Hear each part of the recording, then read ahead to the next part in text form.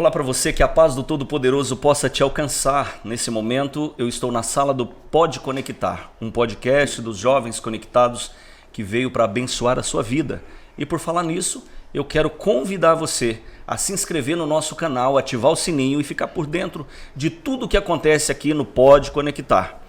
E hoje nós estamos recebendo aqui, eu e o pastor Lincoln, nós estamos unidos aqui, pastor Amém. Lincoln, que trabalha conosco na juventude do Campo de Campinas, um pastor, um homem de Deus, e nós estamos unidos para receber aqui, bater um papo muito especial com ele, Júlio César de Oliveira, um cara que nasceu em Foz do Iguaçu, cresceu em Foz do Iguaçu, na igreja, irmão, filho de presbítero, evangelista, pastor Lincoln, pensa, eram os melhores da igreja. A turminha... Tem história. Tem história, não tem? Tem história, certeza. É esse cara que nós estamos recebendo. E diga-se de passagem, foi uma palestra extraordinária, um grande escritor, um grande conferencista e palestrante. Pastorzão, eu falei tantos adjetivos seus aqui. Fala um pouquinho da sua história pra gente. Aliás, lá no púlpito agorinha, você falou que ninguém conhece a sua história. Então bora conversar, bora bater papo. Fala um pouquinho da sua história pra nós. Primeiro dizer que é uma honra estar aqui com os jovens conectados, com esses pastores abençoados. A honra é nossa, né, é um pastor? prazer estar com todos vocês aqui, né? E muito bom. Foi uma noite preciosa. O meu sentimento hoje foi o mesmo sentimento de Jesus naquela noite. Claro que o enredo era outro, o contexto era outro. Na noite que foi traído, Jesus olhou para os discípulos e disse assim: eu desejei muito comer convosco essa Páscoa. Então meu sentimento hoje era assim: eu desejei muito estar ministrando com os jovens conectados. Por ouvir, né, falar principalmente do Bispo Rides, de tudo que cerca esse campo, a igreja, o ministério, tantos anos abençoando não só a capital, mas como todo o estado, né? Então para mim foi uma alegria, uma honra e bom demais. Pois é, eu venho de um berço cristão, né? E nasci dentro da igreja, fui criado dentro da igreja praticamente. A minha mãe eu lembro da minha mãe indo para os cultos do círculo de oração e me levando. Eu sou mais velho em casa, nós somos em 3 irmãos, então me levando junto com meus irmãos. Eu dormi embaixo do banco, né? Na época não deixava dormindo em casa, filho não ficava em casa. Então levava nós para a igreja, eu dormia debaixo do banco, corria debaixo do banco, se arrastava debaixo do banco. Então foi assim, minha infância toda foi vivendo isso, vendo meu pai já aspirando o ministério, depois ele exercendo função ministerial, foi e é minha maior referência, e foi assim, é parte da minha história, né? Você congrega na Assembleia de Deus, missão. A minha vida toda foi na Assembleia de Deus, né? A minha caminhada toda era um berço assembleiano, né? Até, como o senhor disse, hoje pregando, a veia assembleiana, eu sempre digo assim: a Assembleia de Deus nunca vai sair de nós. Tá na raiz, né? O estilo, tá enraizado, jeito. com certeza. Muito bom. Pastor, que bacana, que alegria receber você aqui. Amém. Muito bom, era um sonho nosso. Amém. E que bom que deu certo aqui na Elicam.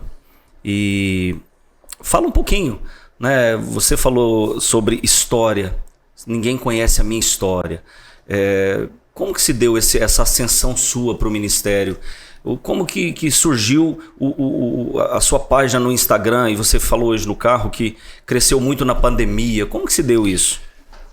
Quando eu falo que muitos não conhecem a minha história, é porque assim, as pessoas têm dificuldade de enxergar uma história por trás de algo.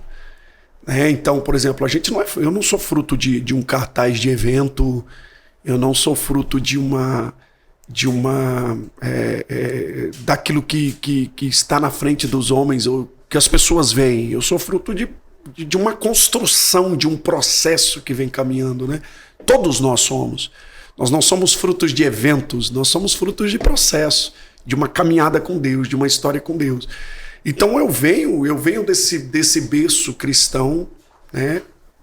E cresci no louvor. Foi o meu primeiro ministério, foi com 4 anos de idade, de 3 para 4 anos de idade. Eu subia no púlpito, o pastor colocava a cadeira, pastor Lincoln, e eu subia em cima da cadeira para cantar. Que bacana. E eu cantava. Eu lembro até da primeira canção que eu cantei. que era assim: o sabão lava meu pezinho, mas Jesus pra me deixar limpinho lava até meu coração. Uau. Era assim.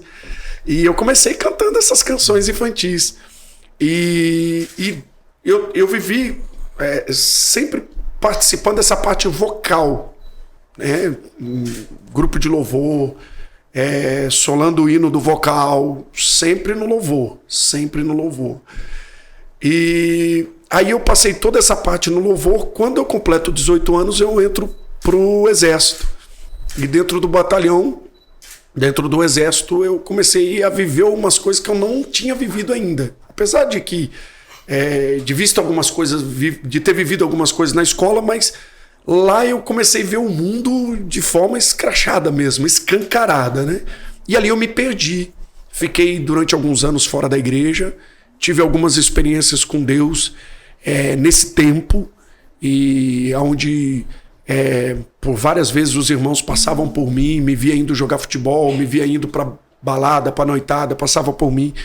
E, Júlio, nós estamos orando por você, filho. E, enfim, coisas assim que eu vivi nessa época de mundão. Quando eu me desperto numa noite, eu estava dentro de uma balada, eu não bebia, nunca gostei de cerveja, não coloco meu paladar. Por opção. Não só por opção, mas porque era ruim mesmo. A gente não cresci vendo isso, não tinha como referência nem como base isso. Então, nem dançar. E eu simplesmente eu ia por ir, aquela roda de amigos, até que uma noite eu estou numa dessas baladas lá de Foz do Iguaçu, e eu comecei a ver uns vultos dentro da balada. Eu lembro que eu sentei e vi por alguns minutos. Eu vi muito rápido, depois eu deixei de ver. Foi por alguns minutos. Aí o que eu fiz? Eu levantei e dei uma volta, coisa, né? Mas não tô bebendo, tô tomando energético. Na época eu tava com energético, eu falei assim, mas como? Né? E aí eu dei uma volta para ver se passava, sentei, e na hora que eu sento eu vi novamente uns vultos. E eu senti uma opressão muito grande, como aquela opressão que você sente quando você está num velório de alguém que morreu de maneira trágica. Aquele velório... Porque tem uns velórios específicos que você sente aquela opressão, o coração apertado. Quem é do espírito discerne as coisas do espírito, eu sei que vocês estão entendendo o que eu estou dizendo. E aí nisso começou a me dar algumas tonturas. Eu virei para um amigo que estava comigo e eu disse para ele, eu preciso ir embora, que eu não estou bem. Estou mal. E eu tava, assim, a minha pressão caiu e eu tava muito mal. Eu lembro que eu entrei no carro dele, ele me levou para casa e eu apaguei dentro do carro. Eu acordei e tava na porta de casa. E ele me deixou na porta de casa, eu tinha a chave de casa, eu entrei. Quando eu entro, meu pai ora todos os dias, às 3 horas da manhã. Meu pai, todos os dias, às 3 horas da manhã, ele ora. Quando eu entro na porta de casa, eu escuto meu pai orando. E a oração, ele dizia assim, Senhor, o Senhor não me deu o Júlio para viver nas garras de Satanás. Glória a Deus. Aonde ele estiver agora, Senhor, toca na vida dele. Essa foi a oração que eu ouvi do meu pai. Aonde ele estiver agora, toca na vida dele. Quando eu ouvi isso, eu caí de joelho na cozinha e eu comecei a chorar. E eu chorava desesperado. Ali já tinha uma guerra entre anjos e demônios pela minha vida, eu não tenho dúvida disso. Eu lembro que eu fui tomar banho, porque eu sempre chegava de madrugada e ia tomar banho devido ao... a minha mãe não aceitava que eu dormisse no lençol com o odor de cigarro, com cheiro de cigarro. E esses lugares, por mais que a gente impregna, né? A gente tá num ambiente assim, impregna, né? Fica impregnado. E eu fui tomar banho, e eu tomava banho e eu lembro que eu chorava, eu batia a cabeça na parede. Eu chorava e meu pai entra no banheiro, Júlio, tá tudo bem? O que tá acontecendo? E eu tava... Mas meu choro era um choro de desespero. Não era um choro de ressentido pra dentro, era um choro pra fora, de arrependimento. E nisso eu saí, me troquei, meu pai preocupado, eu me troquei, eu saí no corredor, a minha casa é um corredor, e eu cheguei no corredor e falei, pai, eu quero que o senhor ore por mim, que hoje eu volto pra igreja. Eu quero voltar para os caminhos do Senhor. E a primeira palavra que eu usei, eu volto para a igreja. Eu lembro disso. E eu falei depois, e eu quero voltar para os caminhos do Senhor. Aí ele veio E foi fantástico. Plena madrugada, meu pai, eu de joelho, meu pai orando por mim. Eu tenho essa cena, eu tenho essa cena, eu tenho essa cena. Um encontro com o pai, né? Um abraço no pai.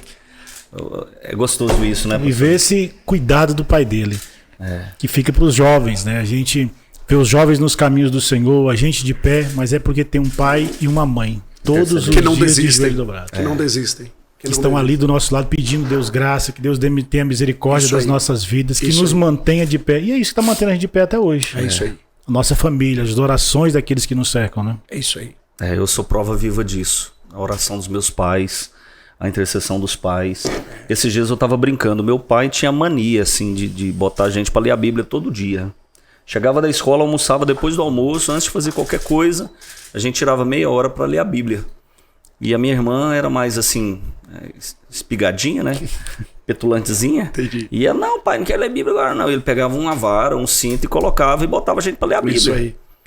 Cara, e muita gente hoje, depois de... né, tanta ciência, tanto diagnóstico, tanta coisa, hoje falaria o seguinte: esse pai é doido, esse pai é maluco. Mas era um tempo que os cultos no lar funcionavam muito, né? Eu participei de muito desses cultos no lar. Meu pai fazia muito. As histórias que eu prego hoje, eu aprendi, eu ouvi meu pai. Tanto de escola bíblica dominical quanto em casa. História de José, história de Davi. Muitas vezes hoje em cima do púlpito eu prego ouvindo meu pai contar a história. Cara, meu pai narrando a história. Quantas vezes eu tô pregando, parece que eu ouço a voz dele contando a história, ele sentado no sofá com a Bíblia aberta, contando a história para nós. Pastor Júlio, mas esse é o testemunho da sua volta, do seu retorno. Isso. De um tempo que você teve fora. Isso. Né? Mas você tinha a marca do Todo-Poderoso. Sem dúvida. Né? E ele não permitiu que você ficasse lá. Glória a Deus por isso. Mas e como foi essa ascensão sua para ser uma pessoa pública, ser uma pessoa que as pessoas querem estar perto, querem ouvir, querem ler o que você escreve? Isso. Aí quando eu vivo essa volta, eu faço o quê? Eu encontro a minha esposa, eu caso, e aí o que acontece? Logo depois que eu caso, eu já começo a liderar jovens. Eu começo a trabalhar com os jovens. Quantos anos o senhor tinha nessa época? E nessa época eu tinha 22 anos. 22 anos. E eu comecei a liderar os jovens. E trabalhar com os jovens para mim foi uma escola. Nisso eu já escrevia, porque eu escrevo desde muito novo, né? Então assim, na escola mesmo, trabalho de redação, português, eu sempre... Por mais que ainda eu não tenha esse português polido, essa parte da gramática pega a gente, porque o português é uma língua muito difícil, né? Eu, por exemplo, hoje eu escrevo meus textos, eu passo por correção e mais correção, por conta desse cuidado que a gente tem. Mas eu sempre gostei de colocar as ideias. De colocar as ideias, né? De fazer... de transcrever um pensamento e segurar a atenção das pessoas. Deus me deu esse dom, né? Então, assim, e eu fico assim cada vez mais impactado, porque num mundo tão corrido as pessoas ainda param para ler. E no Brasil a cultura da leitura não é... Mas eles param para ler conteúdo. Exatamente. Né? Quando o negócio é mal escrito, aí, ninguém dá pra ler. Eu comecei a fazer. Entra a pandemia, antes da pandemia, eu já escrevi algumas coisas. Eu tive um blog antes, na época do Orkut. Uau. Eu montei um blog. E meu blog, ele começou... o auge do meu blog, eu recebia cerca de 3 a 4 mil visitas diárias. Que eu pegava o link e jogava no Orkut, né? No Orkut, isso? Isso, na época do Orkut. Então eu escrevia. Mas os meus textos eram muito poéticos. Eu escrevia assim mais poesias. Não era algo assim tão pro lado ministerial, ou usando a Bíblia sempre como referência. Eram poesias. Então, assim, eu tinha algumas referências, como José Saramago e tantos outros escritores. Eu li muito, sempre fui muito... a leitura, para mim, sempre foi muito fácil, ler. Então, assim, eu sempre gostei muito de literatura brasileira, principalmente a brasileira. Então, eu lia muito. E aí, o que acontece? Eu comecei a escrever esses poemas. De vez em quando, eu escrevi algumas coisas da Bíblia. Até que uma chave virou. Uma chave virou de um encontro que eu tive com Deus. E a partir daquele encontro que eu tive com Deus, eu comecei a pegar os meus devocionais e comecei, através dos devocionais, a escrever. Então eu já não fazia só... Eu terminava o devocional, fazia um texto. E aí o que eu comecei a fazer? Eu comecei a pegar esses textos e jogar lá dentro do blog. Aí meu blog virou. E aí eu vi que eu perdi muita audiência. Ele caiu. Por quê? Porque era um outro público, era um outro nicho. E aí eu comecei a vir mais pro público... das pessoas que... Esse público que... As pessoas que entram nas redes sociais procurando uma palavra, uma direção. E aí eu comecei a escrever frases curtas no Twitter. Eu entrei no Twitter em 2009. Eu tenho cerca de 75 mil seguidores no Twitter hoje. Eu entrei no Twitter em 2009 escrevendo frases curtas. E começou, compartilhamento. Aí eu peguei os meus textos do blog, eu comecei a trazer quando o Instagram surgiu. Quando veio o Instagram, eu comecei... pegar algumas coisas que eu tinha no blog e algumas coisas que eu já escrevia no Facebook. Então no Facebook tinha um compartilhamento, era um número muito bom de compartilhamento. Mas quando eu entro no Instagram, pessoas assim que eu nunca esperei, que nunca imaginei que iriam compartilhar um texto meu. E o ápice foi quando teve aquele desfile daquele Jesus que levaram no desfile de carnaval. Sim. Um jovem que estava crucificado numa cruz, e eles trouxeram. E eu fiz um texto. O meu Jesus não é o Jesus da escola de samba. O título foi mais ou menos isso. Foi o meu Jesus não é o Jesus do sambódromo. Uau. E aí eu comecei a falar sobre esse Jesus. Não o Jesus das classes sociais, mas o Jesus da mensagem do reino. O Jesus que veio trazer a mensagem do arrependimento. O Jesus que não veio buscar só o pobre, mas veio buscar o perdido. Eu pego e jogo esse texto. Eu escrevi esse texto no sábado à noite. Eu tinha cerca de 20 e poucos mil seguidores. Eu escrevo esse texto no sábado à noite. Acordo domingo pela manhã e não liguei meus dados, porque eu estava pregando num retiro e a internet era muito ruim. Então eu não liguei meus dados. Entrei pregar, preguei no retiro. Quando eu termino de pregar e estou no almoço, a gente foi para um lugar que a internet pegava bem. E aí eu lembrei, quando eu ligo meu celular... eu vi tanto compartilhamento. O alcance que tinha atingido aquele texto a ponto do Danilo Gentili ter postado esse texto na rede social dele. A turma do De Noite, com Danilo Gentili, tinha publicado meu texto. Por quê? Porque o Gospelmente, que é uma das maiores páginas gospel, tinha postado. O Gerson postou, né? O Gerson no Gospelmente. E aí foi o Jonathan Nehmer postou. E a galera que é comediante, que segue o Jonathan Nehmer, também começou a repostar. E aí eu pulei de 30 mil para quase 90 mil seguidores em menos de 24 horas. Aí deu um boom, né? Esse texto meu viralizou. Foi o texto que mais teve audiência. Porque... quem não gosta de uma polêmica? E aí vai na contramão daquilo que eles estavam. Aí começaram a usar meu texto. E aí eu apanhei muito. A galera progressista veio de voadora em mim, né? Então, ao mesmo tempo que eu apanhava, só que aquilo ia aumentando, me dando cada vez mais engajamento. Quando eu entro na pandemia, eu tinha cerca de 100 e poucos mil seguidores no Instagram. E aí o que eu comecei a fazer? Todo dia pela manhã, um texto curto, e à noite, um texto longo. Um texto curto e um texto longo. Um texto curto e um texto longo. Tô chegando a 600 mil seguidores agora, tô com cerca de 583 mil seguidores. Então, assim, as coisas têm... E eu sempre... Uma coisa que Deus me ensinou, pastor Lincoln, nunca... uma das coisas que Deus me ensinou, primeiro, a mensagem é maior do que o mensageiro. Ela é sempre maior do que nós. Segundo, nunca subestime o alcance de uma mensagem. É verdade. Eu não subestimo mais. Tem texto que eu olho assim e falo, tá muito pobre.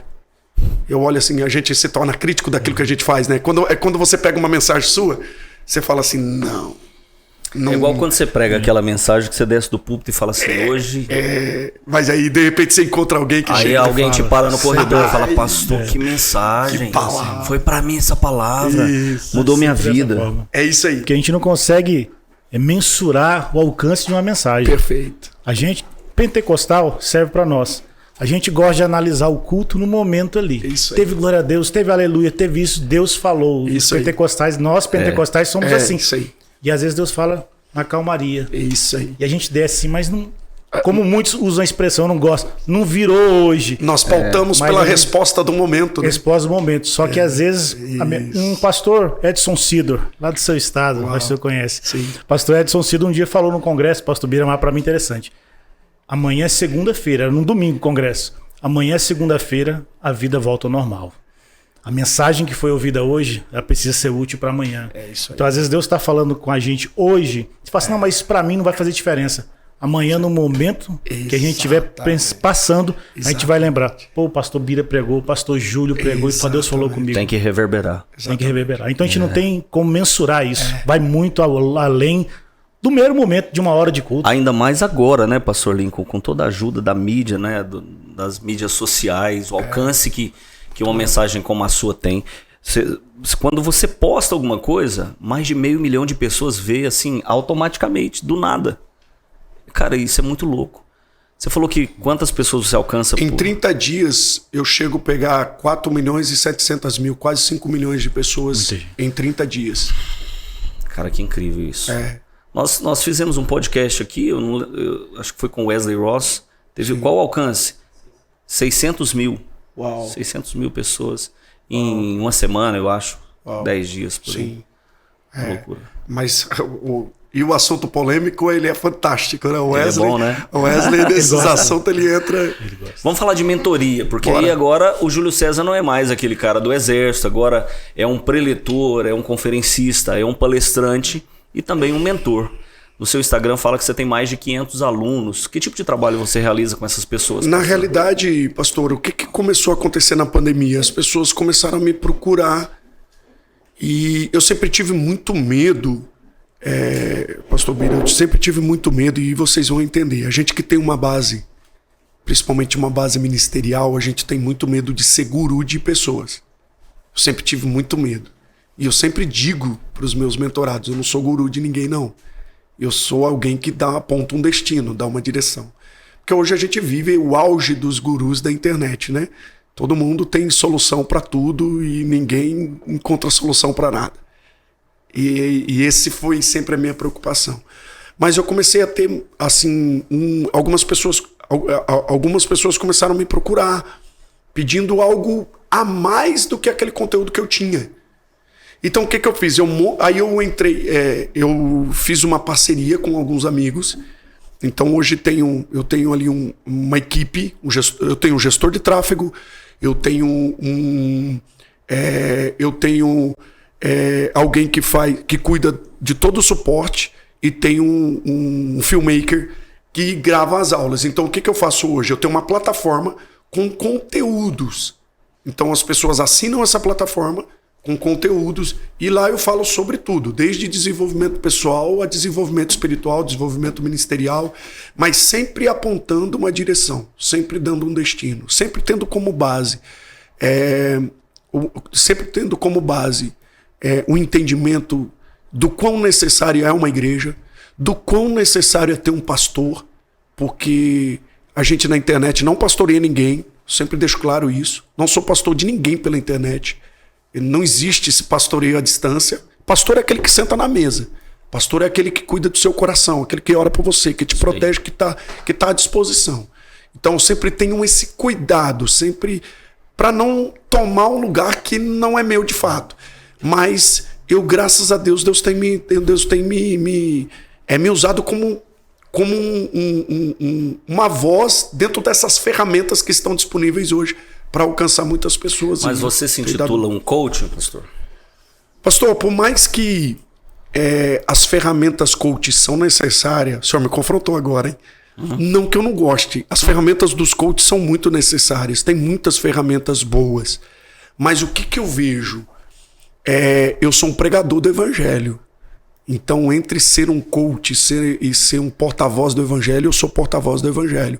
Eu tive conflitos. Quando eu sentei para aprender algumas coisas dos coaches, principalmente nessa questão de liderança. Agregou muito, né, nessa base de liderança, mas sempre quando conflitou com o evangelho, eu sempre fico com a palavra, eu sempre fico com o evangelho. E eu acho eles muito necessários, mas eu tenho o meu lugar, que é o meu lugar. eu sou um pregador, eu sou um portador da palavra de Deus, eu sou um pregador. Até porque o coaching, ele te instiga... Você conseguiu me entender, né? Sim, sim. Acho que até porque o coaching, ele te instiga, ele te motiva a ser autossuficiente. Sem dúvida. Você vai, você consegue, você pode. E aí? E nós, pregadores do Evangelho, nós pregamos a dependência de Deus. O reino de Deus é dependente. Eu sei de muitos, pastor Lincoln, que começaram a engajar com coach, não, porque o coach, agora eu tô fazendo coach. Agora deu uma parada. Deu uma parada. Sim. Porque assim, o cara, ele motivou alguém a fazer alguma coisa, ele já faz um curso de coaching, ele já vai dar palestra e já cria um grupo e tal, entendeu? Esse negócio é perigoso. É porque nós temos que saber separar, né? O coaching numa empresa, ele é necessário. Perfeito, necessário. Motivar uma equipe, levantar. No púlpito, não. Não. O púlpito é lugar somente do Evangelho. Nada além do Evangelho. É isso que eu creio. Porque o que muda a vida das pessoas, porque a pregação coach em cima de um púlpito, ela coloca um Deus escravo nosso. Exatamente. Não um Deus soberano. Um Deus mordomo, né? Um Deus mordomo onde eu falo que vou acontecer, eu vou fazer e a vontade de Deus. Se não é o projeto de Deus. O coach não senta ou ajoelha e diz, Senhor, que seja feita a tua vontade. É isso. O coach diz, Senhor, faça a minha. É isso. Porque o apóstolo Paulo dá para nós uma lição, né? Quando eu tô fraco, aí é que eu tô forte. Isso aí. Ou seja, cara, o meu poder, o poder do Senhor se aperfeiçoa na minha debilidade. É na minha fraqueza. Sim. Porque o coach, ele diz o seguinte, você tá fraco? Então vamos embora fazer um treinamento aqui, vamos embora pegar e comprar isso, comprar aquilo e tal. E o cara já tá passando um aperto, ele já tá em dificuldade. Sim. E aí ele compra, ele investe, ele paga e daqui a pouco não vem o resultado que ele esperava. E se não vem o resultado, ele frustra. Isso aí. E aí ele coloca a culpa em quem? Não é no coach, é em Deus. É isso aí. Aí, mano, aí é problema. Eu li muito sobre desenvolvimento pessoal, li muito sobre desenvolvimento emocional, mas sempre, Pastor Bira, eu vejo assim que aquilo que eu preguei hoje, eu creio muito sobre firmar as estacas, sobre estrutura, sobre base. Então eu vejo assim que eu ouço muita gente, mas eu me preocupo muito com a estrutura de quem está falando. Da onde vem isso? Até onde isso é verdade com relação à palavra de Deus, com relação às verdades do reino de Deus. Então eu vejo que as verdades do reino, elas se sobrepõem. E como disse bem o pastor Lincoln, aprenda, a gente tem que aprender, a gente tem que ouvir. Todo conhecimento ele é válido, mas no púlpito, mensagem, a palavra, o povo, ninguém sai de casa para ir ouvir um coach dentro de uma igreja, dentro de um templo. Quem sai de casa sai para ouvir as verdades do reino de Deus, as verdades do evangelho. Até porque uma mensagem de coach não penetra na divisão da alma e do espírito. Não, jamais. Transforma a palavra, né? A palavra que transforma. E o senhor falando sobre mentoria, o trabalho que o senhor faz, mentoreando aí milhares de pessoas, quem o senhor tem como uma referência? Se eu vi que o senhor olhava assim, se espelhava, boa pergunta. Ser assim. Uma das principais referências que eu tive quando eu comecei, principalmente nessa... Eu tive, assim, como mentoria, eu tive um grande acompanhamento e para mim foi uma base muito boa. Foi o pastor Benhur Lopes. Conheço, amigo. Então, o pastor Benhur, que hoje está nos Estados Unidos, né? Então, por ele morar em Foz do Iguaçu, foi a minha referência mais próxima. Está em Boston? Tá em Boston. Teve no Canadá um tempo, agora está em Boston. Pastor Benhur foi uma referência mais próxima. Eu sentei com ele um dia e na biblioteca dele e eu vi palavras que eu carrego comigo até hoje. E então foi uma minha maior referência como pregador. Como pastor Elias Alves de Oliveira, que hoje dorme no Senhor, faleceu de Covid, 2021. Infelizmente, mas um homem de Deus, um homem incrível. Eu vi o pastor Bira falando do Bispo Ides, nessa mesma pegada. Pastor Elias Alves de Oliveira, acima da média. Mas assim, nessa questão da mentoria, pastor Luciano Subirá, quando eu entro na plataforma do pastor Luciano Subirá, eu vi tudo aqui, o orvalho.com. Se você entrar no site do orvalho.com, você vê tanta coisa boa, tanto conteúdo denso. Então foi uma das referências que eu tive. Pastor Hernandes Dias Lopes, com os comentários bíblicos deles. E enfim, assim, nós temos aqui no Brasil bons referenciais, né? bons referenciais. Pastor, e hoje a gente falava no carro sobre os seus escritos, que a partir daí as pessoas elas querem ter você por perto e acaba te convidando para ministrar, para pregar. E o que o Júlio tem na mente? Quais são os projetos do pastor Júlio César daqui para frente? Pastor Bira, eu tô vivendo um ciclo muito bom. Vamos esperar a convergência? Eu estou vivendo um ciclo muito bom. E eu vou assim trazer à tona o meu momento hoje. Eu estou vivendo um momento de colheita, de um tempo muito árduo, principalmente na itinerância, né? São 14 anos como pregador itinerante. Então já tenho um bom tempo como pregador itinerante. E nessa caminhada hoje eu estou vivendo uma colheita, assim, de não só de contatos, de Deus me colocando em lugares que eu jamais imaginei, do que Deus está fazendo, mas na questão de maturidade dentro desse momento que eu estou vivendo, né? Eu me sinto muito posicionado. Tenho preparado algumas coisas para viajar ao Brasil, para caminhar, né, e em outros lugares, principalmente com uma conferência, como eu disse para o senhor, estou escrevendo meu livro, eu estou vivendo esse tempo, mas eu estou me preparando também para uma transição para o pastoreio. Eu quero viver isso. Sonho que o senhor tem? É um sonho que eu tenho, e eu sei que Deus está virando isso, Deus está me moldando para isso.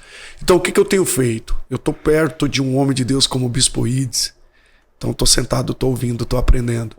Eu tenho, todo final de semana eu estou sentado, toda agenda eu estou sentado com um pastor diferente. Então eu aprendo com as dores, eu aprendo com as vitórias, com os fracassos, com o sucesso. Eu vou aprendendo. Isso está me gerando uma base. Eu estou com 40 anos, eu completo 40 anos agora no mês de agosto. Então eu quero viver um pouco mais essa itinerância, acredito que mais uns 2, 3 anos. E aí já viver essa mudança de ciclo para um pastoreio. Eu não quero entrar nos 50 anos para começar a pastorear. Porque 50 anos já é uma idade que a gente já não tem mais aquele... O vigor começa a ir embora. Mas eu quero pegar essa fase dos 43, 44 até os 50 para mim começar viver esse pastoreio, cuidar de um povo.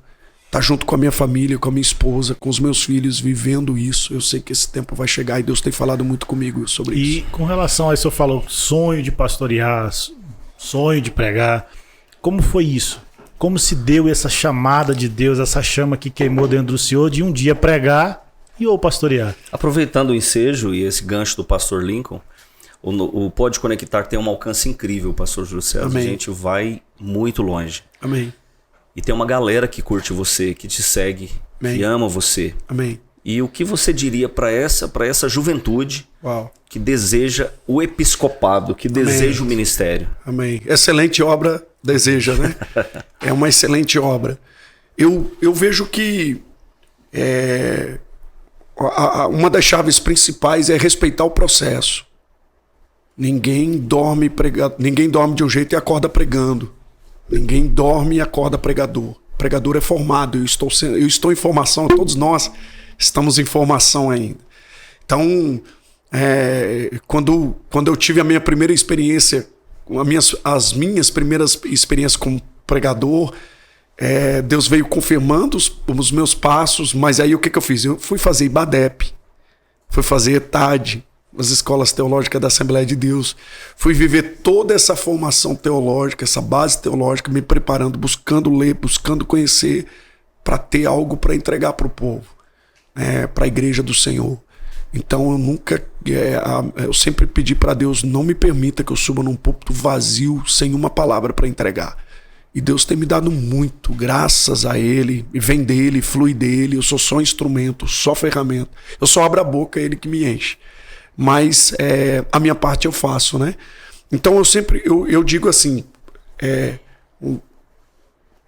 respeite o processo. E em meio a esse processo, se prepare.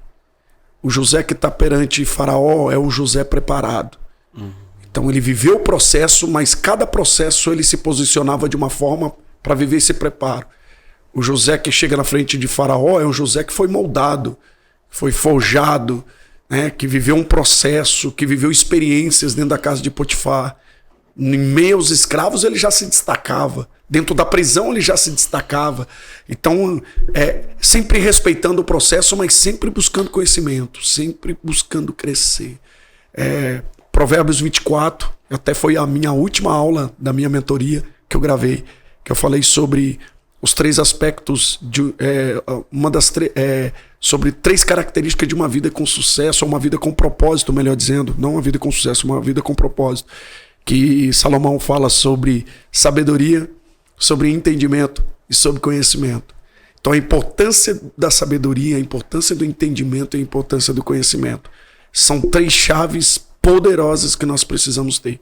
Respeitando o processo, mas agindo com sabedoria, caminhando, avançando, deixando fluir.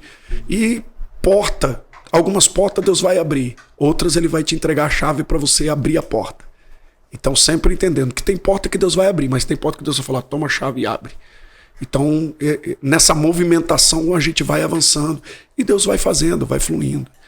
Então eu creio nisso. Foi muito bom isso que você colocou, essa verdade que você colocou. Foi maravilhoso a gente ter você aqui conosco. Amém. Esse tempo tão precioso, essa noite tão maravilhosa, uma mensagem tão linda da parte de Deus. Amém. Eu tenho convicção de que Deus já está falando conosco, né, pastor Lincoln? Desde o domingo, aquela mensagem que o pastor Jean ministrou sobre o cansaço, né? Exato. A gente se restabelecer, se revigorar. Amém. E você vem com essa mensagem complementando. Começou ali tranquilo, como um palestrante, e terminou como um pregador. Assembleiano, né? Tem jeito. Pregador assembleiano. Mas pastor, e aí? Você não pensa em entrar na política, virar um deputado, um senador, um vereador? Recebi convite, viu? Foi mesmo? Foi, recebi um convite. Minha esposa é testemunha disso. Nós estivemos na frente de um líder de partido. Eu recebi o convite. Eu não fui, porque em nenhum momento Deus deixou descer pro meu coração. Ou Deus comprovou que era. Pode ser amanhã? Pode. Eu não digo nunca, até porque Deus é o dono do tempo e a vontade dele está acima da minha vontade. Mas eu amo política. Tenho ficado cada vez mais atento a tudo que acontece nos nossos dias. E eu vejo que eu tenho cooperado com a política mediante as verdades do reino, porque tem gente que fala assim, pastor não deve falar de política. Não, pastor tem que falar de política hoje para não deixar de falar de Jesus amanhã. Então a gente fala de política hoje porque amanhã a gente quer continuar falando sobre Jesus, porque tem lugar por aí que o pastor parou de falar de política, ele não fala sobre, ele não fala sobre Jesus, a igreja dele está fechada, e se ele falar sobre Jesus ele vai preso. Enfim, né? Em alguns lugares por aí. Eu preguei num lugar no Uruguai, por exemplo, que o pastor chegou em mim e falou assim, pastor Júlio, o senhor vai subir ministrar, mas se o senhor houver alguma movimentação estranha, eu vou fazer um gesto aqui embaixo para o senhor. Por quê? Porque nós estamos sendo governados aqui por um governo de esquerda e tem um oficial de justiça que está lacrando algumas igrejas. A nossa já ficou lacrada durante 12 dias, se eu não me engano, 13 dias. Lacrou a igreja, a gente foi para a casa dos irmãos e a gente continuou fazendo culto. Isso pode acontecer, porque eles ficaram de vir esse final de semana, então pode ser que eles venham. Então se o senhor ver algum movimento aqui, eu vou fazer o gesto para o senhor parar, mas enquanto a gente não fazer o gesto, o senhor continua. Então vivi essa experiência. Meu Deus. Então eu posso dizer, pastor Júlio, por que você fala de política? Porque eu quero continuar falando de Jesus. É isso. É isso aí. Sensacional. Mas quando você vir, você vai vir direto para presidente, como o Pablo Marçal? O Pablo é corajoso. Você e seus generais? Pois, os generais do reino, né? Eu admiro o Pablo pela coragem, pela ousadia. Eu não sou... Eu vejo muitas pessoas julgando intenção. Eu não julgo a intenção do coração de ninguém. Eu não sei o que passa no coração dele e a intenção dele. Mas, enfim, não vejo, não tenho eu não tenho esse desejo de ser presidente da República, de sair candidato. O cara que leva 1.000 pessoas 4 horas da manhã, mano, pra uma praça. Tem coragem. Hã? Esse cara não é normal, não, mano. Tem coragem. Ele é diferenciado, né? Tem coragem. Mas por enquanto eu vou ficar de Jair Bolsonaro, hein? Não, Bolsonaro. E você, pastor Júlio? Eu vou dizer pro senhor assim, o que eu penso, tá? Hoje, eu não vejo o Jair Bolsonaro como um grande representante da direita, mas ele é o que temos. Eu não vejo ele como o representante da direita, ideal, mas ele é o que temos com relação ao sistema, toda essa parte sistêmica que foi instalada no Brasil. Só o fato de ver ele lutando contra todo esse sistema, principalmente a questão, nós temos aí a Rede Globo de televisão, que escalava o técnico da Seleção Brasileira de Futebol, era ela que escalava. Tanto que nos treinamentos lá da CBF a gente cansou de ver, o Dunga foi o treinador que peitou lá todo, né, o sistema Globo de televisão. E foi o que tiraram ele da CBF, da Seleção Brasileira, enfim. Não só por isso, mas pelos resultados também. Mas vendo hoje, o Bolsonaro é o candidato perfeito? Não é. Não é. Mas eu não quero um pastor de igreja como presidente. Eu não acho ele perfeito, mas eu acho ele ideal. Para lutar contra o sistema e ver hoje o que ele tem feito e a cúpula dele tem feito com relação à mídia brasileira, que tanto recebeu verba pública em todos os anos, né? Foi sustentada e fomentada com dinheiro de verba pública. Os artistas no Brasil, meio a Lei Rouanet. E vendo o Supremo Tribunal Federal hoje com as entranhas para fora e mostrando quem eles são de fato, eu já digo, pronto, já tem meu voto. Pastor, eu analiso assim, o cara, ele pegou uma carnificina. Ele pegou o Brasil revirado, destruído. O cara que tem coragem, o cara que peita não só o sistema, mas um mundo maligno. Sem dúvida. Porque nós sabemos que Bolsonaro não é um cristão, ele é um cara católico, embora a esposa dele seja muito temente a Deus, uma mulher de Deus mesmo.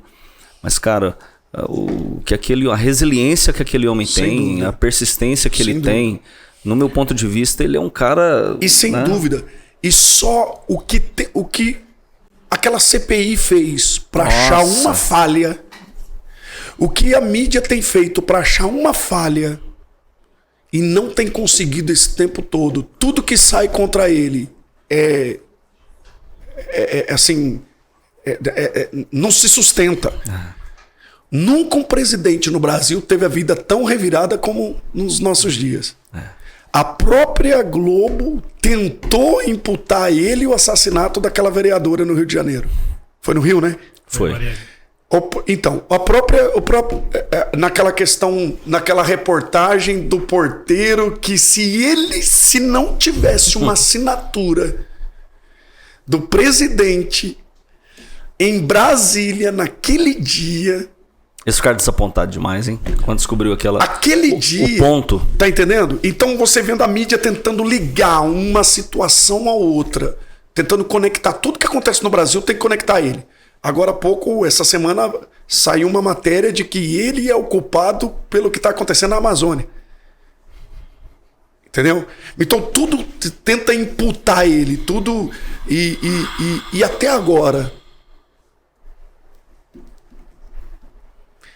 Mas é aquilo, pastor Júlio César, você falou com relação, não é o ideal. Mas é como eu conversava um dia com meu pai. Lá em casa ninguém falava de política. Ultimamente tá todo mundo falando, né? Reacendeu mais essa chama da política nas famílias, né? Era o que precisava. Era o necessário. Ele é loucão. Talvez o ideal, ele é loucão. Talvez o ideal não teria o peito que ele tem. A gente precisava de um cara louco desse jeito. Porque entendeu? quem é o ideal? Não tem. Qual é a característica do ideal, do cara ideal? O bispo falou ali hoje. Seria o cara polido? Seria o cara... Não é. Não é? Tipo, quando você coloca a faixa presidencial, Sim. conjecturando pelo colete da PRF, que você mencionou ali hoje, isso aí. mano, ele tá revestido. Sem dúvida. Existe uma couraça sobre ele. Existe uma autoridade. Agora, só do cara não roubar e não deixar roubar e fazer, porque o Brasil hoje tem dinheiro. Sem dúvida. Olha a pandemia, como nós passamos a pandemia, ele distribuiu dinheiro para os governadores. Sem dúvida. E, cara, ele manteve o caráter, não é? Você falando em economia, se nós analisarmos hoje, existe sim um aumento dos preços. Mas agora para pensar. Eu tive com uma vendedora de carro há 2 semanas atrás. Ela é lá da nossa igreja, congrega com a gente. Ela falou assim, pastor Júlio, eu nunca vendi tanto carro. Então, se você assistir hoje a mídia, você vai ver que o Brasil tá um caos. Isso porque o Bolsonaro lutou para voltar a economia. Mas se você for ver a realidade, o poder de compra do brasileiro, olha o tanto que foi vendido na Páscoa. Isso é verdade. Pega os dados da Páscoa, o tanto que foi vendido. O poder de compra do brasileiro, eu posso falar porque eu moro na Tríplice Fronteira. Eu moro... Na minha casa na Argentina dá 20 minutos de carro. Olha só. Eu conheço a realidade da Argentina. Não assisti na mídia. Não, eu conheço a realidade da Argentina. Eu sei o que está acontecendo. E talvez lá atrás o cara que assumiu a Argentina era o cara perfeito. Tá entendendo? Todo mundo olhava, né? Eu sei o que está acontecendo lá. Eu sei o que está acontecendo na Argentina. Então, só em Porto Iguaçu. Eu moro em Foz. Porto Iguaçu é a primeira cidade. Porto Iguaçu, ela sempre foi muito... É uma cidade muito turística. Por quê? Porque a noite de Porto Iguaçu é maravilhosa. Não tem como. Quem visita o Foz do Iguaçu vai jantar na Argentina. Lá tem um chouriço maravilhoso. Jantar na Argentina é maravilhoso. A maioria dos restaurantes estão fechados. A maioria. Não existe mais vida noturna na Argentina. Tem no Paraguai. Mas olha o presidente do Paraguai e compara com a ideologia sustentada pelo presidente argentino. Então a Argentina está um caos. Está um caos. Existe um controle muito grande na fronteira para que argentinos não passem para Foz do Iguaçu. Existe um controle muito grande. Então, assim, existe um trânsito de brasileiro que entra lá.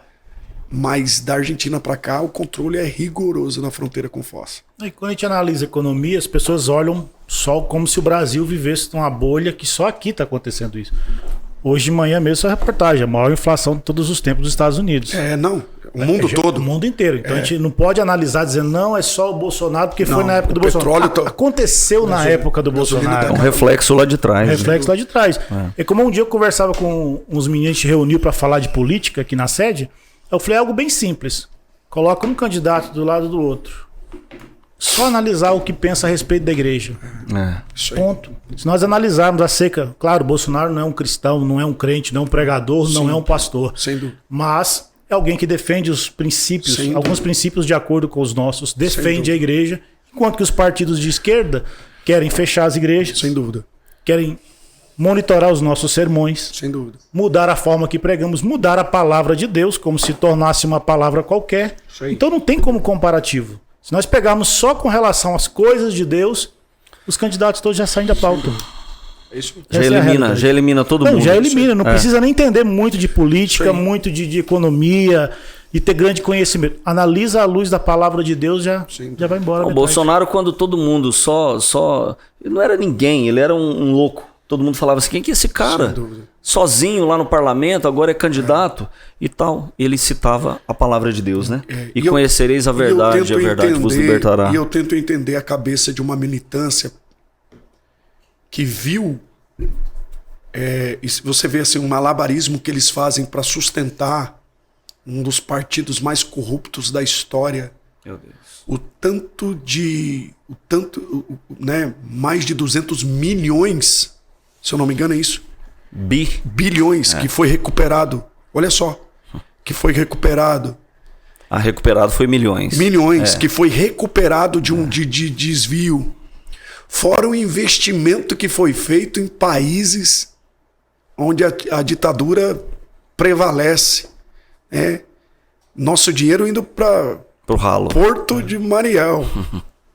Então a gente vê assim, e o malabarismo, o contorcionismo retórico que essa turma faz para querer dizer para nós que aquilo que estava diante dos nossos olhos não aconteceu de fato. Então só por isso também, se nós elencamos a igreja e os valores da família, ok, mas vamos colocar o outro lado também. Será que isso já não é suficiente? Para nós que temos valores, que temos princípios, que eu tenho os meus filhos dentro de casa. Então, complicado, né? Enfim. Mas isso parte, pastor. Algo que o senhor falou, lembrando da mensagem, quando o senhor falava aqui, o senhor falou sobre mentalidade. Isso vem sendo construído. Sem dúvida.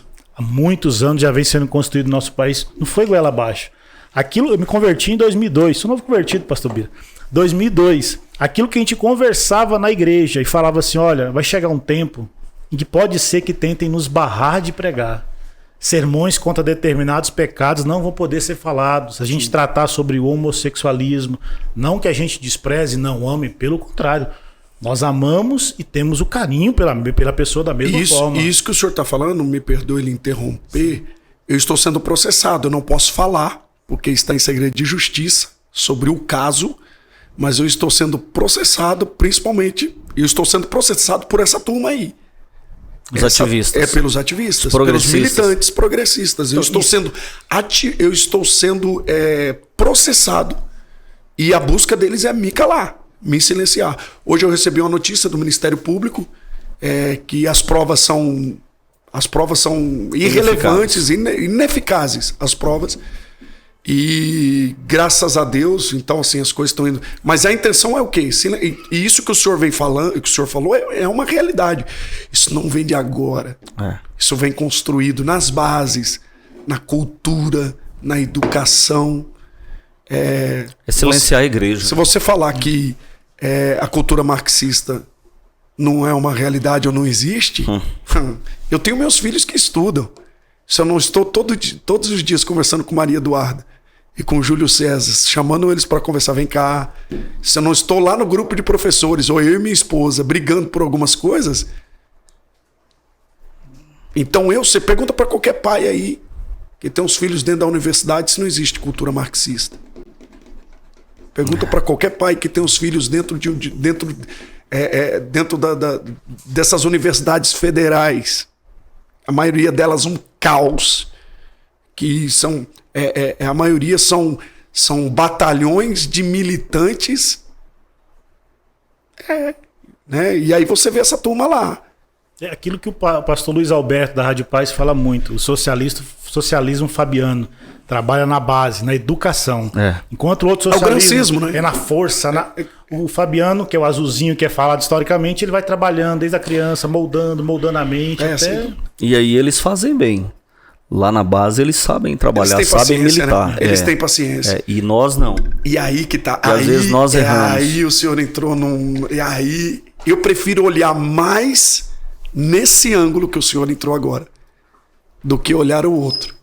Porque nós analisamos o adversário, todas as forças dele. Aí o senhor traz algo, pastor Bira, que é fantástico. A nossa falha. Aonde nós erramos? Aonde nós falhamos?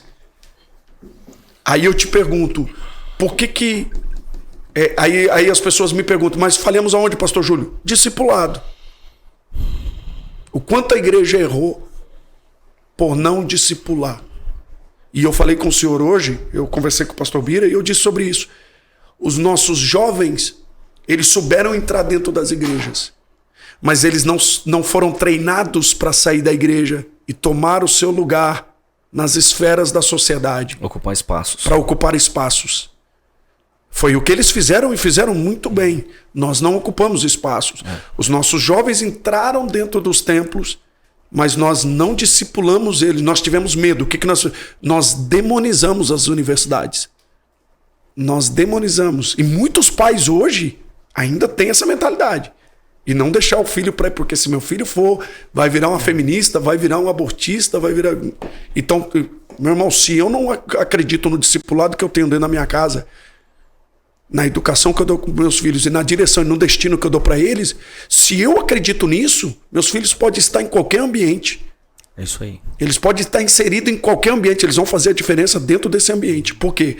Porque eles têm discipulado de um pastor, de uma igreja que mostra o que é princípios de valores, de uma liderança de jovens que precisa mostrar o que é princípios e o que é valores, de trazer para perto, de direcionar, de dar destino, e de pais presentes, que estejam participando do dia a dia da escola, que estejam ali no grupo. Eu estou no grupo do WhatsApp, tanto eu quanto a minha esposa estamos no grupo do WhatsApp dos pais, mas, pastor, dos professores, estamos ali acompanhando. Analisando o que o senhor está falando, o senhor acha que a igreja, nós mesmo, você foi pastor de jovens, você sabe disso, nós como igreja, nós estamos preparados para receber um pecador, um homossexual, estamos, e trabalhar essa situação, ou a gente vai, ou somos relapsos, ou somos muito rígidos, ríspidos, e a gente não trata isso de forma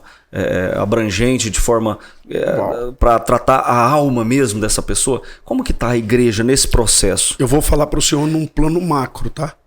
Isso com a visão que eu tenho das igrejas que eu pastoreio como líder, isso numa visão de líder de jovens que viaja o Brasil.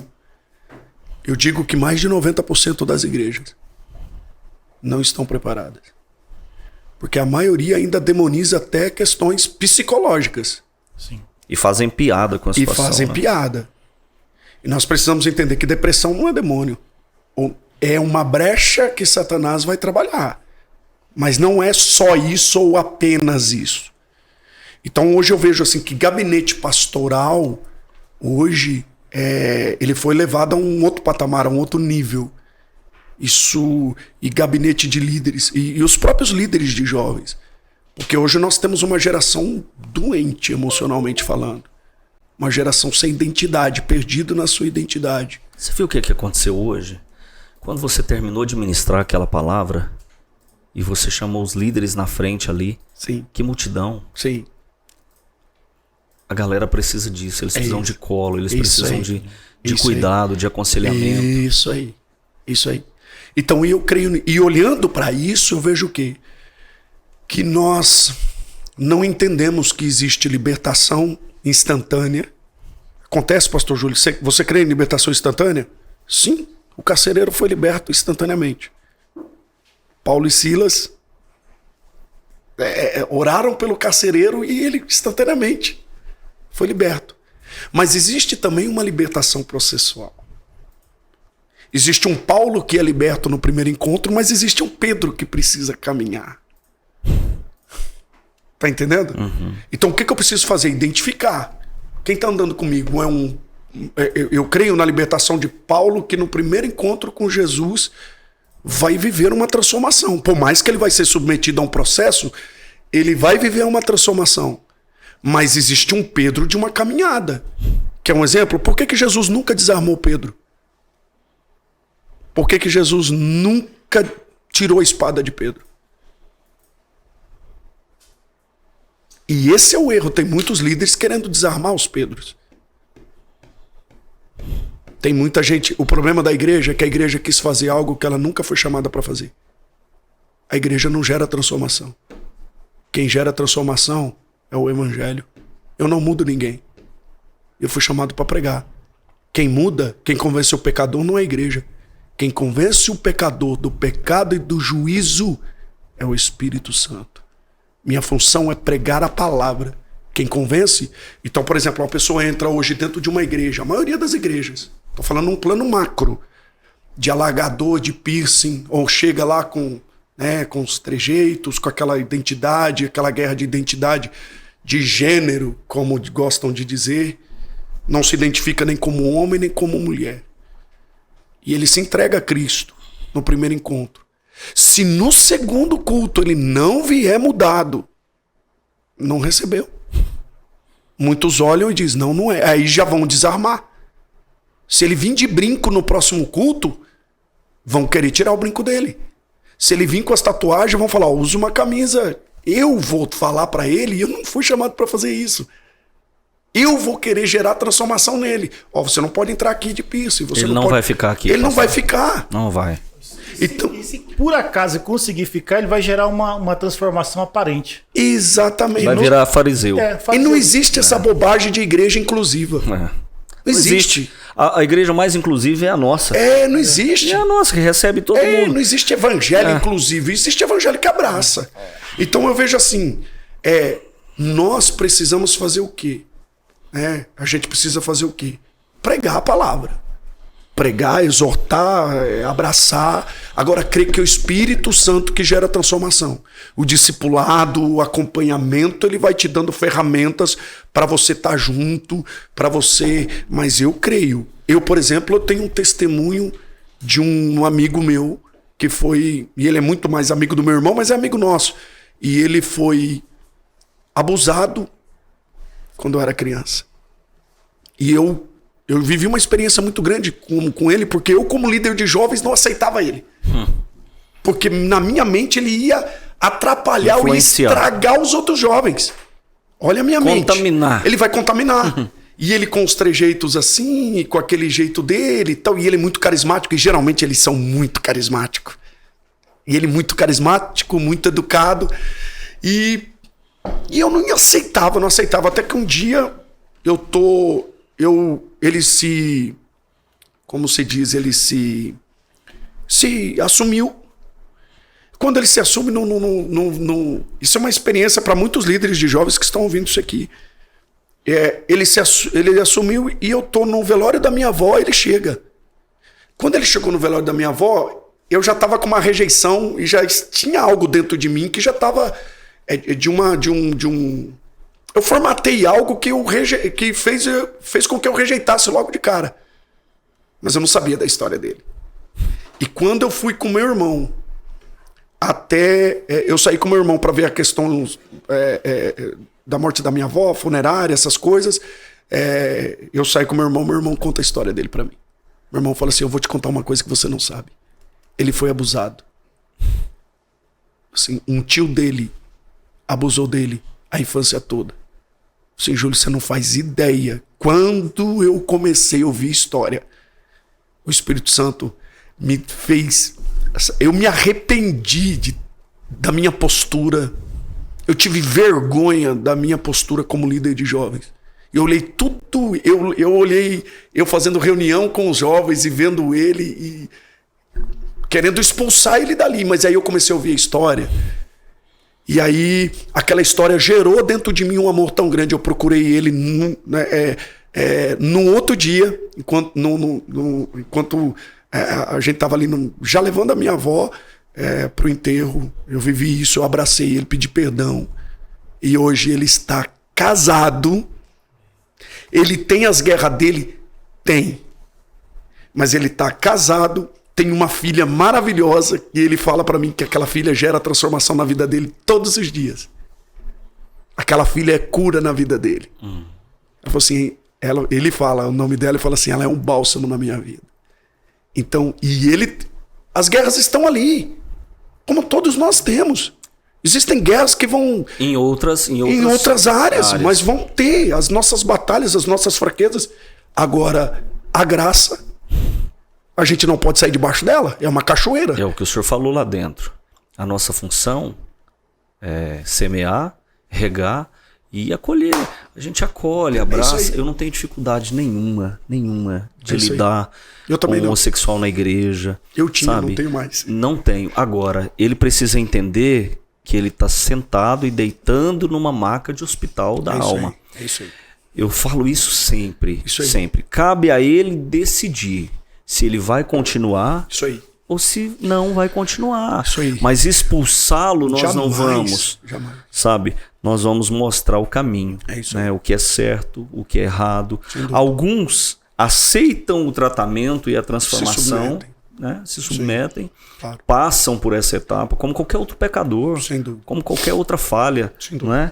Né, Pastor Lincoln? Sem dúvida. E se renovam. Inclusive, você testemunhou, nós também temos inúmeros testemunhos ao longo desse tempo, de pessoas que que mudaram de vida, É que isso. casaram, que tiveram É isso. filhos, que... Se a gente não acreditar nisso, a gente não acredita no Não Evangelho. acredito, não então acredito. vamos Na fazer outra transformação, coisa. né? Então vamos fazer outra coisa e parar de fazer o que a gente está fazendo. Parar de pregar o Evangelho. Parar de pregar o Nós Evangelho. precisamos estar preparados para, de certa forma, as receber.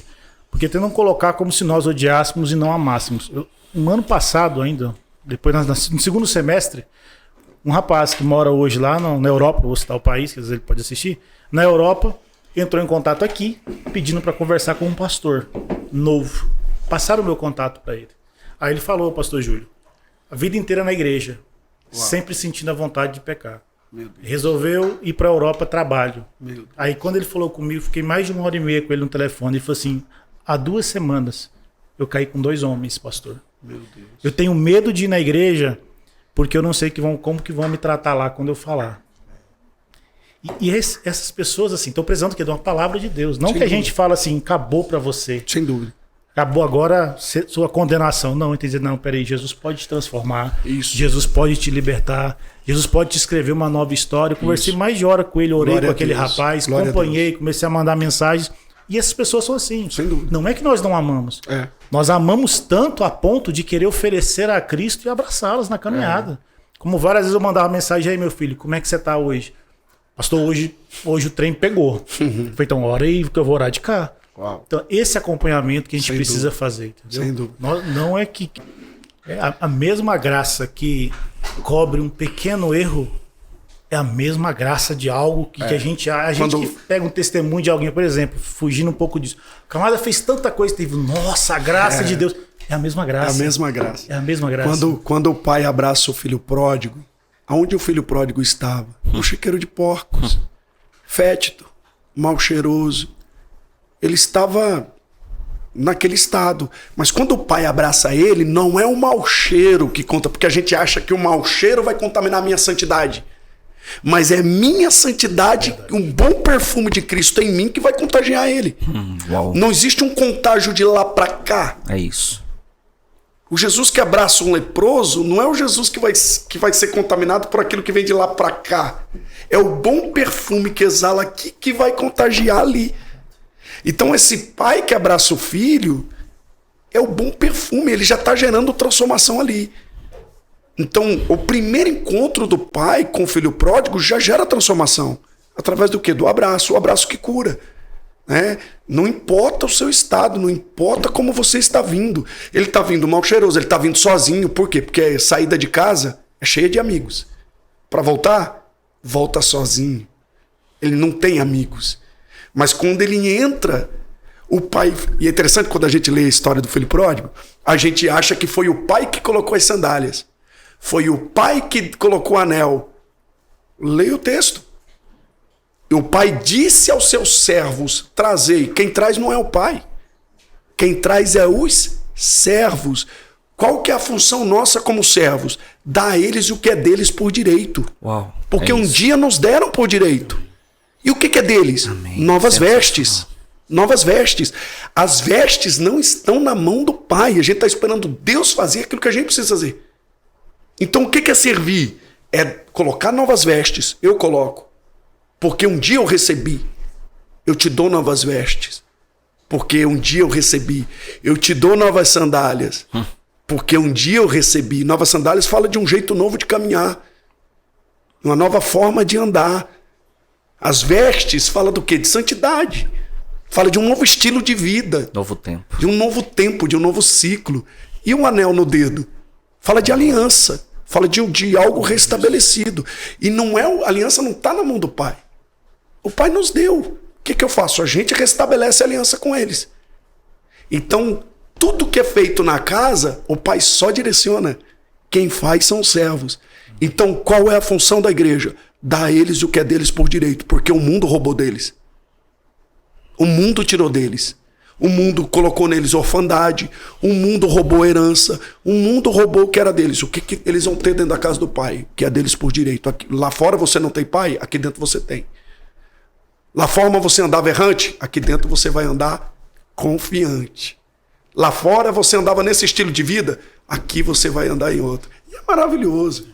É maravilhoso isso. E a maioria desses meninos, dessas meninas, a maioria tiveram uma situação, um problema no passado, tiveram um desgaste lá, se eu citou o nome aí, um trauma, né, no passado. Sem dúvida. E o senhor falou hoje muito bem lá a colocação do machado, né? Porque o problema não é que o machado era emprestado. Eu saber e reconhecer onde foi que caiu. Ou seja, aonde foi que tudo começou? Isso. Aonde foi que faz a diferença. A vírgula do problema? É isso. Eu tentar voltar e consertar aquele erro. Porque não é só pôr um esparadrapo em cima da ferida. É isso. É limpar sabe, curar mesmo. É isso. É isso. Né, pastor? É isso. Por isso é a importância da mesa.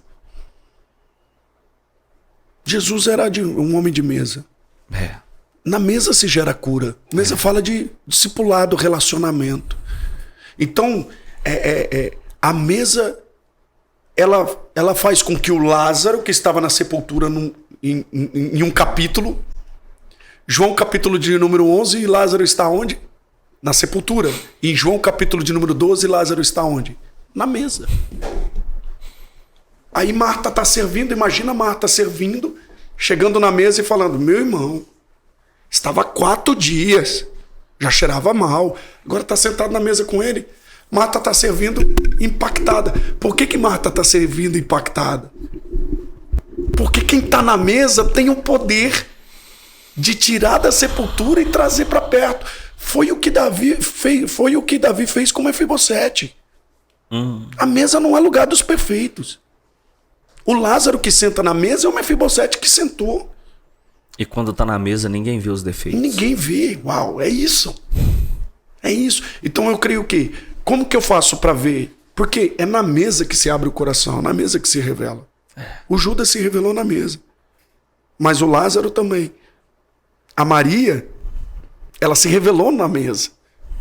Quando ela quebra aquele perfume nos pés de Jesus, Jesus estava na mesa. Ela baixou o nível da mesa porque ela foi para os pés. Esse é um nível poderoso. Porque o Jesus que baixa o nível da mesa, na noite que foi traído, ele baixou o nível da mesa porque um dia Maria baixou. Porque ele entra nesse nível que ela entrou. Tudo isso aonde? Na mesa. Por isso que eu digo, você não conhece um pregador em cima do púlpito. Você conhece um pregador na mesa. No dia a dia. Traz ele para a mesa. Você não conhece... Ali é o meu talento, é a minha vocação, é o meu dom, é o meu chamado.